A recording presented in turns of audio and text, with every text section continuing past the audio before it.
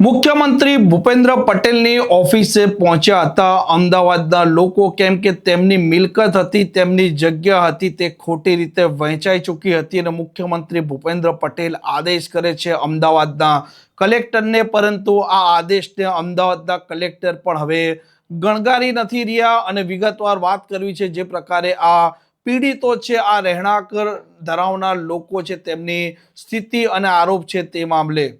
વૈષ્ણવજન તો તેને કહીએ જે પીડ પરાઈ જાનાને રે। નમસ્કાર, આપ જોઈ રહ્યા છો નવજીવન ન્યૂઝ અને હું છું આપની સાથે તોફિક ગાંચી। અત્યારે ગુજરાત વિધાનસભાનું બજેટ સત્ર ચાલી રહ્યું છે અને આ સત્રમાં અનેક વખત અનેક ધારાસભ્યો છે તે રજૂઆત કરી ચૂક્યા છે, જેમાં સત્તા પક્ષના પણ ધારાસભ્યો છે કે અધિકારીઓ તેમને ગાંઠી નથી રહ્યા, અધિકારીઓ તેમને ગણગારી નથી રહ્યા અને સ્થાનિકોની સમસ્યા છે તેનું કોઈ પણ પ્રકારનું નિરાકરણ પણ નથી લાવી રહ્યા। અને અમદાવાદના પૂર્વ વિસ્તારમાં પણ આ કેબી સોસાયટી છે તેના સ્થાનિકો પહોંચ્યા હતા મુખ્યમંત્રી ભૂપેન્દ્ર પટેલના પાસે, કેમ કે સ્થાનિક કક્ષાએ તેમની કોઈ પણ અધિકારી વાત સાંભળવા કે ગણગારવા તૈયાર નહોતા, કેમ કે તેમની જે જગ્યા હતી તે જગ્યાના ખોટા દસ્તાવેજ થઈ જાય છે, ખોટી સહીઓ થઈ જાય છે અને તેનું વહેંચાણ પણ થઈ જાય છે। અને જ્યારે તેમને આ વાતની ખબર પડે છે ત્યારે ગુજરાત હાઈકોર્ટ પણ પહોંચે છે, હાઈકોર્ટ પણ આ મામલે કાયદેસરની કાર્યવાહી કરવાના આદેશ આપે છે અને મુખ્યમંત્રી ભૂપેન્દ્ર પટેલ પાસે પણ આ સ્થાનિક લોકો પહોંચે છે, કેમ કે મુખ્યમંત્રી ભૂપેન્દ્ર પટેલ અમદાવાદથી હતા, તેમને આશા અપેક્ષા હતી કે ચોક્કસપણે મુખ્યમંત્રી પહેલા આ અમદાવાદ મ્યુનિસિપલ કોર્પોરેશનમાં સ્ટેન્ડિંગ કમિટીના ચેરમેન પણ રહી ચૂક્યા છે, અમદાવાદની ભૂગોળથી વાકેફ પણ છે અને તેમને ચોક્કસ ન્યાય મળશે। અને ત્યાર પછી મુખ્યમંત્રી ભૂપેન્દ્ર પટેલ સંવેદના પણ દાખવે છે, અમદાવાદના કલેક્ટરને આદેશ પણ આપે છે, તેમ છતાં આજ દિન સુધી આ સ્થાનિકોના પ્રશ્નોનું નિરાકરણ પણ નથી લાવ્યા અમદાવાદના કલેક્ટર અને કોઈ પણ પ્રકારની કાર્યવાહી પણ નથી થઈ। અને આ સ્થાનિકો આજે પહોંચ્યા હતા અમદાવાદના કલેક્ટરની ઓફિસે અને તેમણે આ કલેક્ટર જે ભાષામાં સમજે તે ભાષામાં તેમણે આંદોલન રૂપે સમજાવવાનો પ્રયાસ કર્યો છે અને આ મામલે તેમણે આરોપના સાથે પ્રતિક્રિયા પણ આપી છે। અમારી માંગ એક જ છે કે અમારી જે જગ્યાએ લોકો ભૂમાફિયાઓ પચાવી પાડી છે એમાંથી એ લોકોને બુલડોઝર ફેરવે એના બંગલા ઉપર અને અમને અમારી જગ્યા પાછી આપે। જો પાછી જગ્યા નહીં આપવામાં આવે તો શું કરશો તમે? અમે લોકો હડતાળ પર ઉતરીશું અને પછી ગમે તે અમારી જોડે કંઈ બી થાય એની જવાબદાર સરકાર રહેશે। કેવી રીતના આખું કૌભાંડ કરવામાં આવ્યું છે? એ લોકોએ અમારા લોકોની ખોટી સહીઓ કરીને આપી દીધી કોર્પોરેશનમાં, કોર્પોરેશનવાળા લોકોને જગ્યા ફાળવી આપી, એ લોકો પછી બહુ મોટા બંગલા બનાવી દીધા। તમારી સોસાયટીની જમીન પડાવીને આશરે કેટલા કરોડોના બંગલા બની રહ્યા છે ત્યાં? લગભગ 1.25 કરોડનો એક બંગલો છે। તમને શું લાગે આ બગલોઝની સ્કીમની અંદર કોણ કોણ ઇન્વોલ્વ હોઈ શકે? એમાં કોર્પોરેશનવાળા, પોલીસ, નેતાઓ છે।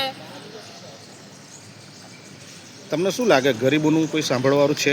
કોઈ નથી અમારું સાંભળવાનું। સરકારને શું કહેશો તમે છેલ્લે કે આ ગેરકાયદેસર બંગલોઝની સ્કીમમાં કેટલા નેતાઓનું ઇન્વેસ્ટમેન્ટ છે એવું બેનર લઈને ઊભા છો, તો શું આમાં કોણ કોણ સામેલ હોઈ શકે એવું લાગે છે તમને? આમાં નીચે પોલીસવાળાથી લઈને બધા ઉપર સુધીને બધા એમાં સામેલ છે, અમારું કોઈ સાંભળતું જ નથી। હવે અમારી માંગ લઈને ક્યાં જવાનું? ખાસ કરીને તમારી આ સોસાયટીમાં કેવા લોકો રહે છે? બધા ગરીબ વર્ગ છે।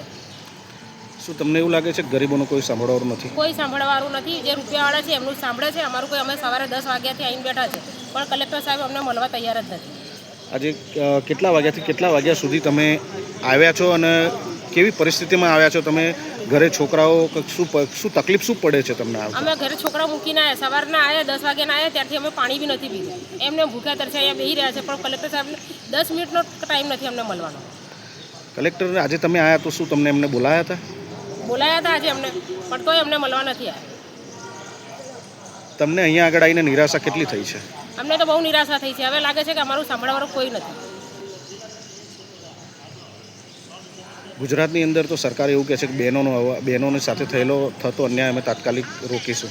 એ ખાલી એને કાગળ પર લખેલું છે, બીજું કોઈ સાથ આપવાનું નથી। और हमारे ऊपर तो गरीब आदमी को ज़मीन के ऊपर तो चलता है, जो बड़े बड़े अधिकारी हैं उनके ऊपर तो कुछ नहीं होता है, हम लोग गरीब लोग के ऊपर कहाँ पे जाएंगे? हमारे ऊपर तो कोई नहीं डालते हैं। बिल्डर और कुछ भी नहीं आते हैं, वोट आता है पैर छूते हमारे सर के और जब बीत जाता है तो कोई हाथ में नहीं आता है। इसके लिए इनके सर के ऊपर क्यों नहीं चलता है? क्योंकि ये लोग तो खा खा के बैठे हैं कुर्सी पे, सोफा पे, एसी का मजा ले रहे हैं।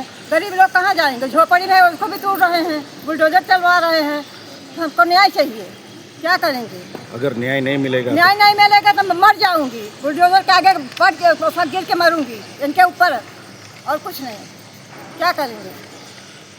तुमको क्या लगता है, तुम्हारी क्या मांग? गरीब की कोई सुनने वाला नहीं कोई है? सुनने वाला नहीं है, न कोई नेता, न कोई पुलिस, न कोई अफसर, कोई भी सुनने वाला नहीं है। केवल बस वो जो झोपड़ी है वही टूटने के लिए तैयार है।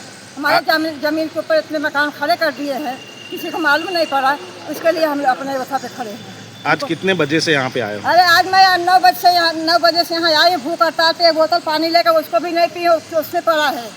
और कहो तो ऑफिस का उसको उनको पिला दो वो पानी को, मैं भी नहीं पीऊँगी। आज कहाँ पे बैठे थे आप? ऑफिस में, कलेक्टर के ऑफिस में वहाँ पे बैठे थे सामने, आज- और कलेक्टर साहब मिले नहीं अभी तक। कितने बजे से आए थे? 9 बजे से आए थे और यहाँ 5 बजने वाला, 5:30 होने वाला है, अभी तक नहीं मिले? नहीं मिले। इसीलिए अभी बैठी हूँ, भूख हड़ताल पे बैठूंगी।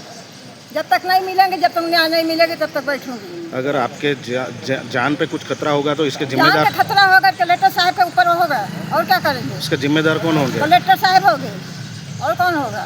उनके ऊपर सब होगा। जब हमारी सुनवाई नहीं है तो उनके ऊपर होगा, और क्या होगा? मेरी यही मांग है। बिल्डर लोगों ने क्या किया है? डुप्लीकेट साइन किया? सब साइन करवा के, जो मर गया उसका, जो नहीं मर गया उसका, सब साइन करवा के सभी से लफड़ा करके सब कर लिए हैं। हमको सबको कुछ मालूम नहीं हुआ क्या क्या नहीं, तो बाद में मालूम पड़ा। हम लोग जागे तो इनके पास आए थे, कोई जवाब ही नहीं दे रहे हैं।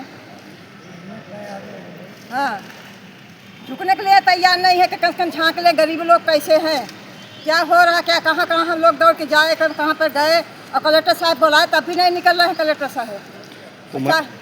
तुम्हारे विस्तार के कॉर्पोरेटर या विधायक कोई आए थे? कोई नहीं आए थे, झाँकने नहीं आते हैं। ऐसा बोलो, कॉर्पोरेटर और विधायक कोई नहीं आया? कॉर्पोरेटर और विधायक नहीं आए। ऑपरेटर अब विधायक हमारे दरवाजे पे, हमारे चाली में, हमारे सोसाइटी में कहीं नहीं आए हैं। उनका दर्शन नहीं हुआ है, आएंगे क्या? पैसे उनके थोबड़ा है। आपको क्या लगता है कौन कौन इसके अंदर शामिल हो सकता है? अब हमको क्या, अब अपने सब मिले होंगे, हमको क्या मालूम पड़ेगा कि कौन मिला है कौन नहीं? हमारी जमीन हट पे बैठे हैं तो हमको वही मालूम पड़ रहा है। આમ હવે જોઈએ, જ્યારે મામલો અમદાવાદના કલેક્ટર સુધી પહોંચ્યો છે ને તે મુખ્યમંત્રી છે તેમની વાત પણ નથી સાંભળી રહ્યા, તો હવે કોની તે વાત સાંભળે છે ને આ મામલે સીએમઓની ઓફિસ પણ શું કાર્યવાહીના આદેશ આપે છે, કેમ કે કલેક્ટર ગાંઠી અને ગણગારી સ્થાનિકોને નથી રહ્યા, તે સત્ય અને નગ્ન હકીકત છે। આ પ્રકારના સમાચાર માટે નવજીવન ન્યૂઝ ડે ચેનલને લાઇક, શેર અને સબસ્ક્રાઇબ કરવાનું ભૂલતા નહીં। નમસ્કાર।